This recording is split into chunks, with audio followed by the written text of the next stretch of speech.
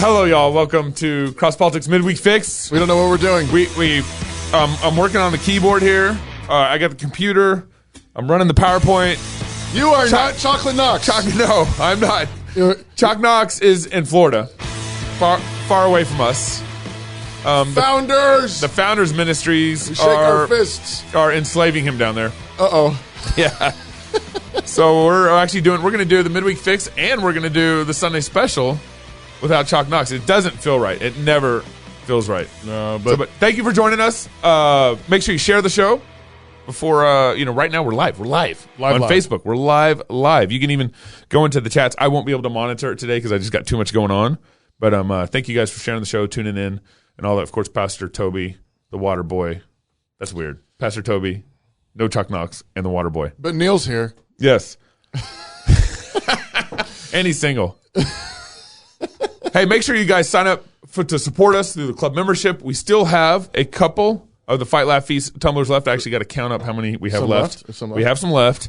So anyone who signs up $25 and over will get a tumbler. Of course, any member who signs up 10 and over will get a T-shirt and discounts to our conference.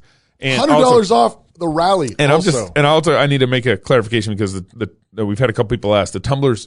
We can't ship them overseas because it's like or out of the country. Oh, really? It's super expensive. I mean, it's like I told people. You told me that I could tell people that we would. I think there's one that we owe, and we're gonna honor that. If it's you, if I told you that we're shipping it to you, email us again. We'll do it for you. Yes, for you. But then he found out the real cost. Yeah, it's like $60 to ship this to Australia. Yeah. We didn't want to have to sell any of our kids. No. So I apologize for that. You understand. But the cool thing is you get $100 off at our conference that's happening, our event, our rally that's happening in South Dakota, April 29th through the May 1st. Right. And if you email us at contact@fightlaughfeast.com, you get a discount off for you as a club member and your wife or a friend. And everything. And then, of course, there's a family discount, too. Join us in South Dakota, where it's the freest state in the union, where Governor Kristi Noem is the only governor that apparently read the Constitution. Man, and we hope we got some cool things that we can pull out of our pockets in this conference and everything. Oh, really? That we can't, out of our pockets? Out of our hat, out of our magic hat, Not out of our pockets. That's what they do in Texas. They pull things out of their pockets. Yeah, I thought you had big hats in Texas. That's amazing. We just take off our big hats and we pull everything out of it. Okay. Lastly, subscribe to our magazine. We're excited. Our first copy is going to be hopefully sent to your door or out the door March 1st. Yeah. And the whole goal of this magazine is we want to kind of give it a mini book-like experience every quarter with various authors, Pastor Toby, Pastor Wilson, of course, all the guys on our network and some other guest authors coming in. Is the first episode, the first issue's theme is feasting? The joy of the Lord is our strength. Joy, okay. With Easter in mind. Yeah. Right? Okay. Right. Okay. So a lot of each of the issues will kind of lean into one of these. We did fight for the fall. That's right. Kind of premiere issue. Yep. This is kind of laughter. Joy of the Lord is our strength. Laughter and feasting. Very good. Was there a birthday thing you're supposed to do? Yes. Thank you. I was going to read my thing, but then, that's right. It says birthday. Bethany and her son Wes wanted to surprise her dad with a little birthday wish, and they wanted us to give a little shout out to Aaron Rye's birthday. Oh, it was actually his birthday yesterday, but we didn't really have a show. I probably am not allowed to say. Okay. I don't know. Happy birthday, Aaron. Yeah, happy birthday, man. Fight, Laugh, Feast. Thank you for tuning in. And Bethany and Wes, thank you guys for reaching out and connecting with us to wish Aaron a happy birthday. So, Lord bless you guys. Are you thinking about building a new mobile app? Are you thinking, now's the time? I need an app. Does your business need a simpler digital workflow? Are there gaps in your software where it just doesn't do everything you want it to?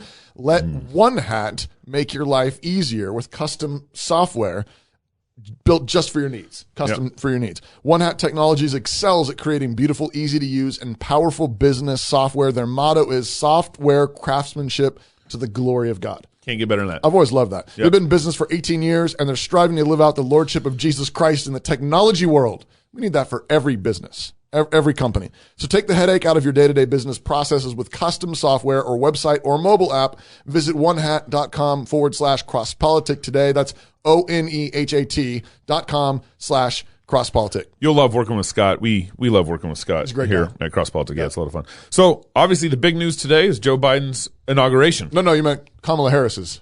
Is it? Well, Okay, I just wonder when she's going to invoke the 25th. I mean, does he even know? Does he even know where he is? So here's a little clip, kind of summarizing his inauguration speech. Yeah, right after he was sworn in. Yep. Uh-oh. Bringing America together, uniting our people, uniting our nation. And I ask every American to join me in this cause.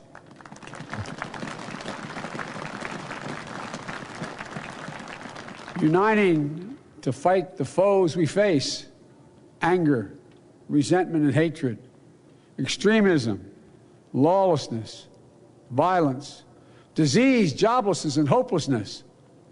With unity, we can do great things, important things. We can right wrongs.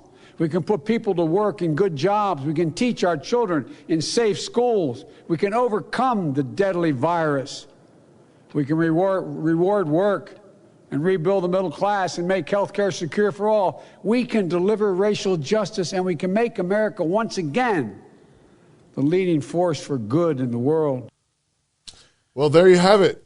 Unity will fix everything. Just come together. Let me play the next clip real quick, and then we'll circle back around. But this is the media just jumping, fondling all over. I think the word that Joe you're Biden. looking for is gushing. Yeah, gushing all over Biden. But his aides have made really clear it's not like he's trying to ignore or paper over either what happened at the Capitol 2 weeks ago or what we've been through throughout 4 years of the Trump presidency. And the contrast on display tonight was so stark. I mean, those lights that are just shooting out from the Lincoln Memorial along the reflecting pool, it's like almost extensions of Joe Biden's arms embracing America. It was a moment where the new president came to town and sort of convened the country in this moment of remembrance, outstretching his arms. That's hard to take seriously. Have you forgotten what he does when he goes around, when he does that to people? Sniffs. Yeah, he's a sniffer. He gets up in their business. Someone tweeted out. Please do not do that. Someone tweeted out yesterday that Joe Biden. I can't wait to see Joe Biden when he gets in office and sniffs the Assistant Secretary of Health's hair. Oh man! And she's the dude. The dude is a doing transgender. And I said, I was like, I don't think Joe Biden likes men, so he's not going to be sniffing his hair at all. He's obviously a straight cisgender white male. Right. Patriarchy. He likes women. All the sniffing he's ever done on video has been with women. I've been pretty just appalled at how so many otherwise conservative people are gushing over the inauguration of Biden. Right. I mean, people. I mean, I get. There's. I don't think people need to be. Angry. I don't think people need to be blowing stuff up. I don't think. We should pray for our president. I think we should pray for him, and we respect the office. Right. And on the whole, I mean, I don't want war. I don't want mobs and so on. But you can't look at this and say now we have peace. Right. We can't look at this and say this is something for Christians to celebrate. Now that we have an administration that is avowedly, openly, one of the most pro-abortion administrations we've ever had. Pro-LGBT, pro-abortion, and it's. I think. I mean, even the thing is even with Obama, as bad as Obama was, he still was actually still trying to be polite to Christians. Right. He had to. He went after the sisters of the poor. I know, but not always. But he, at least at the beginning. I mean, I would say at the beginning of his first administration. I think the mask was coming off the further it went along. Yeah. But now it's just sort of like right out there. Like his assistant health is a tranny, a director. You've got all the LGBT stuff. There were trannies at the inauguration. Right. It's you can't say let's be unified. Right. And say basically and trash the things that at least half the country holds dear. Right. But that's what you're doing. You're trampling it. Well, notice the unity that he's asking for is unity driven from the government. Oh yeah, right. And that means it's going to become some form of coercive unity. You can't have unity from the government without having some sort of tool of coercion, right? It's violent unity. Yeah. And the thing is they want on the one hand, you've got crazies on the right who want to blow stuff up, and I'm not a part of them at all. Right. Right. But you have some of those crazies on the left too. But what the mainstream, the establishment on the left wants to do is they want to take you in a back room, and they want to neuter you. Right. They want to do violence with a smile. Right. They want to mask you and suffocate you with a smile. They want to pass a law and say, shut up. Sounds like Big Eva a little bit. But really?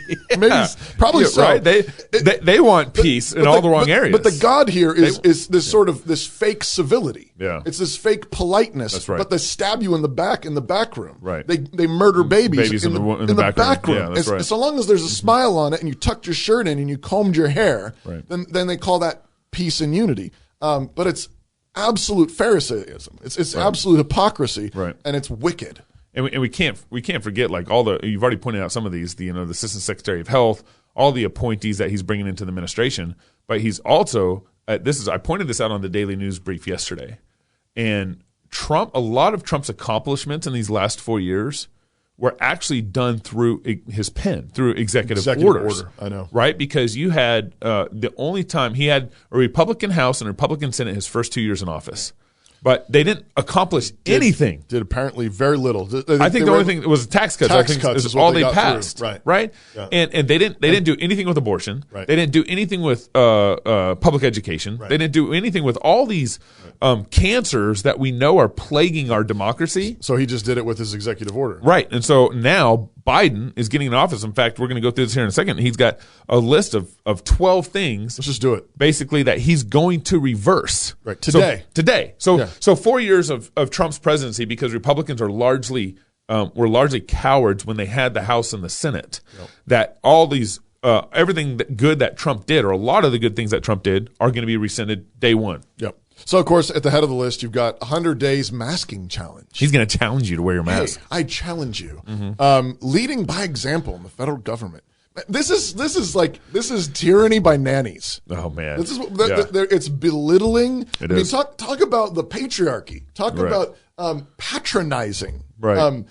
Oh my goodness. Yeah. Anyways, thankfully this just applies to federal buildings and federal jobs, and I think interstate travel or something like that. I do think he keeps saying that he's going to work with mayors and governors. I know. And so my fear there is he's going to say, "Hey, we're going to withhold your highway funds if you don't require a mask mandate in your state." At this point, everything I've heard explicitly has been, we're going to recommend it strongly, and they've stopped short of. Even Kamala Harris has said we're not going to make it a crime. But we'll see what they do. Next, they want to sign up for the World Health Organization again. WHO, because remember, Trump pulled out of it. Right, because they were involved in a bunch of the COVID corruption. Yeah, they were. I mean, there was a full-blown communist as the head of the WHO. Yeah. And they're the ones telling us what's going on with COVID.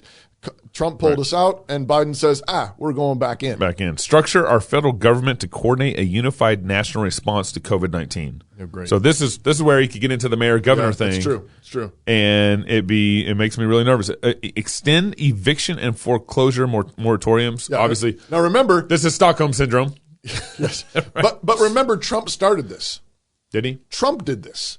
He said that private property owners could not evict or foreclose during the COVID crisis. Right. Trump did this. Right. Thanks, Trump. Yeah. And Biden's just continuing. You're right. He's extending it. Yeah, because Trump started it, and he's also going to extend student loan pause. Yep. Also, which is also what Trump started. Yep. Here too. The eviction thing is the thing that drives me the most crazy, because private property owners.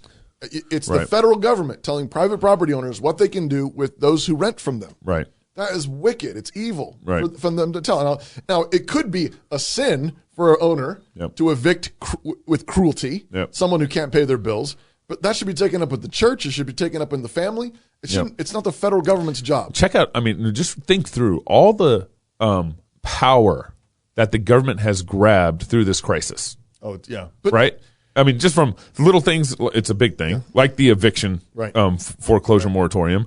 But, our government, even through the Trump administration, even in our state, even our local city council last night, they're just using all this to grab power. And that's why there should be just a huge distrust of what's going on in all this. The thing that Americans and American Christians in particular, though, have forgotten or lost sight of the fact is we have been giving up this freedom for decades. Yeah, that's right. This is the we can't fruit forget of this. This is the fruit of it. Right. But we, George W. Bush and the Republican Senate and House passed the Patriot Act. Right. Mm-hmm. That gave us TSA. We can spy on you anytime we think we need to. Yep. We can read all your emails. We can listen to your phone calls. We can do it. Who gave that to us? Threat of national crisis. It was a safety issue. Yep. Health and safety. Health Yep. and safety. Americans have sacrificed freedom in the name of safety. Yep. And Republicans did that to us in 2001. Man, so Biden's going to rejoin the Paris Agreement on climate change. Woohoo. This is largely, these things are virtue signal agreements. Right. But with what happens with us is we often say we're going to pony up $200 million or $1 billion or whatever. Yeah. So usually it comes not just with a virtue signal with us, but it comes with a bunch of money that we give to third world countries. Paychecks. Yep. Roll back President Trump's environmental actions in order to protect public health and the environment and restore science. Restore science, says the guy who appointed a tranny assistant health director. That's right. So I think this sentence is going to include like the Keystone Pipeline, some other, some specific areas where they're unionized jobs and they're, blue collar workers, and Biden's going to kill all those jobs. I know. Going to kill them. Yeah, let's just hope that he kills enough of them that a bunch of those people are willing to vote him out in 4 years. Yeah. Launch a whole of government initiative to advance racial equality. Oh man. This is something that we've been talking with Knox has brought this up a couple of times. He's been, I don't know if we've actually covered this on a show yet, but pointing out that what Biden and his administration is wanting to do in the name of advancing racial reconciliation, equity, is this whole government like get in your business program, telling you how to run everything, all in the name of equity. And you remember, there's even been talk like requiring boards of Fortune 500 companies to have a woman on it or a quotas, some sort of quota on it. And we don't. And again, this is something we've been preaching on the show for 4 years, is that whatever sins are involved in our country regarding racial inequalities, that's a sin, and that's not a crime, and that's not a government oversight. Government deals with crimes. Government does not deal with sins. And when we open the floodgates to the government dealing with sins, we're going to get all sorts of injustices. But the reason why the government is dealing with sin when it shouldn't be is because families and churches haven't. Yeah, that's right. Okay? That's right. Whenever one government turns into a Jabba the Hutt, bloated, fat tick, it's because the other governments let them. Yeah. It's because the other governments abdicated. That's Parents didn't spank their kids. Didn't require them to obey their parents. Didn't raise them in the joy of the Lord. Churches refused to practice church discipline. They didn't obey God. And so then you end up with a world full of sin. And then the government, all they got is a sword. They start using the sword on sin. And we all suffer. So he's going to reverse President Trump's executive order excluding undocumented immigrants from the reapportionment count. So this is kind of some of the immigration orders. And that was started really, I think, largely under Obama, and then Trump rescinded or whatever, signed his executive order, and then now he's going to preserve and fortify protections for dreamers. This has to do again with the mess of immigration that we have. Dreamers is the name for those. It's like their parents came over and they were born here. Exactly. Is that what happened? Yeah, something like that. He's going to reverse the quote unquote Muslim ban. And I think, part of this, a good, godly Christian country should have a culture to come to. It should have, we should be attracting, I don't have a problem with attracting immigrants to our country and doing it well, but these immigrants are coming to our country and we're giving them food stamps. We're giving them all sorts of government resources. And in addition to that, we have no culture for them to assimilate into. We don't. And this goes back to Biden's, just ridiculous speech that we heard a few minutes ago. You can't just keep saying unity. You have to unify around something. There has to be a unifying principle. And the Bible, the gospel claims that there's actually only one principle that will unite all people. It's Jesus Christ. He is the arche. He is the central unifying thing. And they're actually the Bible's claim is that Jesus holds that title exclusively. There are pretenders to that. I will unify you. We can unify around democracy, or we can, unify around rights or whatever. But Pilate found unity with the Jews in that moment. But it's pretend. It's fake. It's empty. It's false. It gets bloodshed. Only Jesus provides real unity, and so it's just Amen. nonsense. So he's going to reverse the Muslim ban, and it's important to note here, it's called the Muslim ban, but it's not really. That's a lie. That's a media caricature. There were certain of what's countries going on that had high acts of terrorism, Right. High concentrations of terrorists. Yeah. Those are, I think, it's like 7 countries that Trump banned travel to the U.S. Right. That's ridiculous. He's going to repeal Trump's Interior Enforcement Executive Order. Is that the border wall? No, the border wall is the next one. I don't know if maybe the Interior Enforcement one has to do with just turning people back away or something like that from the border. Yeah, I'm not sure. But he's also going to order the border wall construction to cease. Stop. So we're going to have a halfway built wall, bridge to nowhere, wall to nowhere, wall to nowhere. Just go around the wall. Yeah. Just go. You just go another 10 miles, and you just get around that wall. It stops right there. Yep, we know it. We got it. Deferred enforced departure for Liberians. All right. Well, I don't know what that is. I didn't know about that one. Yeah. Preventing and combating discrimination on the basis of gender identity or sexual orientation. Oh, and your Christian faith, right? That's great. Right? Yeah, right. yeah. You can't believe that boys are boys and girls are girls, and only boys and girls should get married one at a time. And if there's something the president should be working on, is the sin of discrimination. Yeah. No. Executive branch personal ethics executive order, personnel ethics. I don't know what that one covers. And then a regulatory process executive order and presidential memorandum. Not sure what regulatory process. Oh, great. That probably has something to do with he oversees all the federal branches, all the federal buildings, all a lot of so just more mandating what's the word? Morals, basically mandating morals, or executive order, or just regulations of all the paper shuffling. That's right. There's a lot of that too. The thing that with all this executive order business, the thing that Christians routinely forget to watch, and we've talked about this a bit, but it's remember that everything you do is setting up a precedent for something else. Yeah, that's right. And so executive orders are pretty lame. Right. In terms of actually fixing things. Now, I don't think they're useless, and I think there are certain things that probably do make sense to do as an executive order, but you can't think of them as a permanent thing. And moreover, whatever you're doing on one end, the next guy comes in, can reverse them and push the complete opposite direction, and you set it up for that. That's right. That's right. Christians have to think long term. Do I want the bad guy with this? Do I want somebody who I don't think has any kind of moral fortitude or ethical fortitude? Do I want him to have this power? Right. And originally, our founders said no. Right. They generally trusted one another, but said no. We don't want to have anybody have this kind of power. Well, and I reported this on my daily news brief, which you can today. Get on the it's app. actually today. Which you can get on the app. Yeah, which you can get on the app. Download the app. The Republican majority Senate in Pennsylvania is the one that confirmed the health secretary, the trainee health secretary in Pennsylvania. The Republican majority Pennsylvania Senate. Yep. Confirmed that appointment. Yeah. And now, that gave her rise to now being adopted not with him. That was not her. Sorry. I need to do 100 push-ups when I'm done.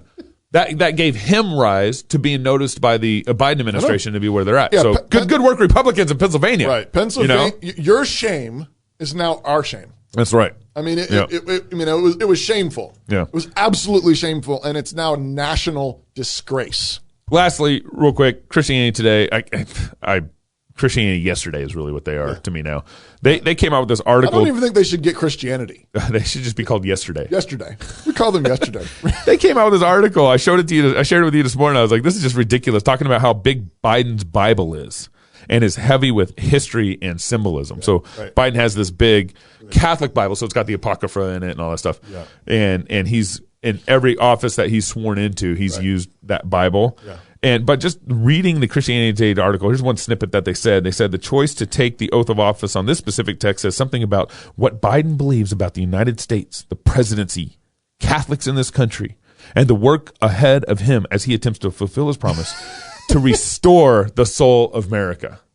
Good work yesterday. Millions of babies and disfiguring human bodies. And of course, they didn't say anything of that. And destroying families and taxing us to kingdom come. Yep. and enslaving us all. Yep. Oh, great. Good. Other than that, Good work. How was the play, Mrs. Lincoln? Exactly. But that's the thing. It's like this, and they're just gushing over it. Yep. I can imagine an article that was a little more even-handed that included the fact that he was mutilating bodies and destroying human lives, but all they did was gush over it. And they didn't even mention all the Catholic bishops that have excommunicated. I know, or that have refused communion. Communion to him. Yeah. All right, well, How do we close this out? Until Friday, love God. Sunday. Till Sunday. Oh, well, Friday for me. Love God with all your heart, mind, soul, and strength. Love your neighbor as yourself. Baptize your babies. Download the app. Go fight, laugh, and feast. And where's Knox?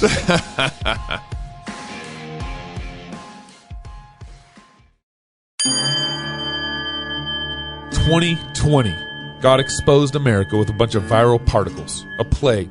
God flicked and we buckled. Our political leaders shut down their states in fear. Our pastors abdicated the church as non-essential, and we have been scattered by petty, tyrannical resolutions and edicts into our homes or hiding our shame with masks. Businesses have been shut down by arbitrary non-essential labels. Strip clubs, pot shops, and abortion facilities remained open, while churches were threatened, regulated, and fined. First Amendment rights were trampled on as we Christians were arrested by despotic, unprincipled local governments. Citizens were harassed by unelected health districts, and communities were threatened in their houses by cops. This sounds like a third world country, a bad dream, but it is not. It is the new America. This America is ruled by fear. This America is ruled by opportunistic politicians who don't give a damn about you.